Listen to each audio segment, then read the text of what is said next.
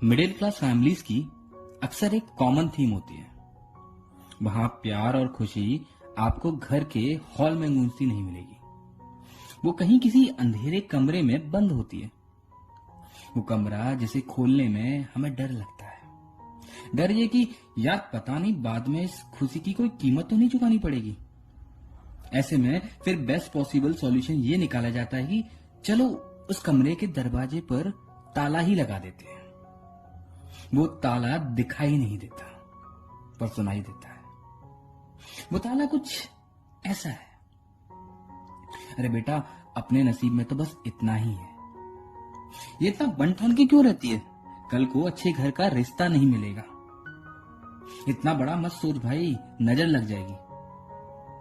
तू बहुत हवा में उड़ती है, किसी दिन पंख काट लेगा कोई। आगे की जिंदगी जीने के लिए एक सेट टेम्पलेट हमें बचपन में ही पकड़ा दिया जाता है।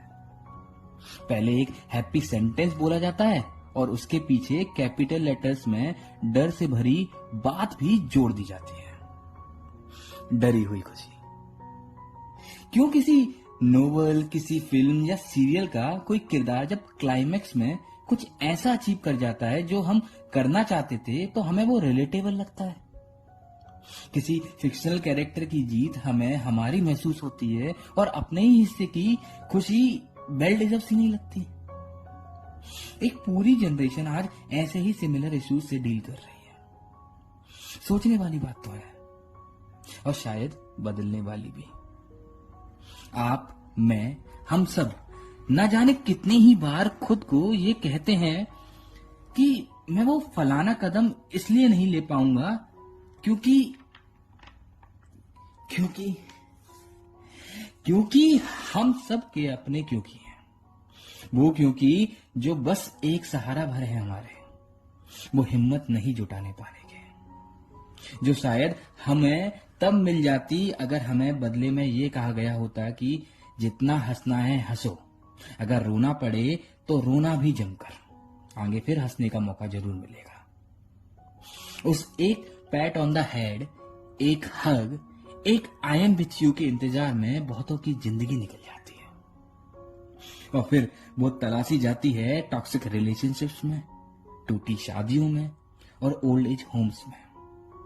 कभी कहीं किसी के साथ एक हेल्दी रिलेशनशिप बन भी जाए तो डाउट होता है, लगता है कि सामने वाला बदले में कुछ मांग तो नहीं लेगा। यहां लॉरेन एडन की एक बात याद आती है, When you are not fed love on a silver spoon, you learn to lick it off knives.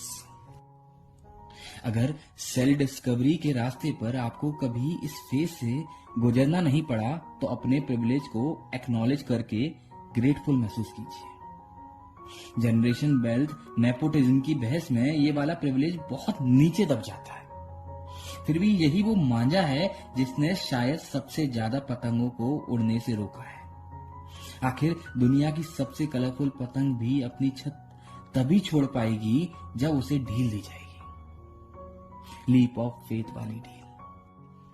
वरना पतंगों का तो क्या है, वो तो कटकर भी दूर चली जाती है।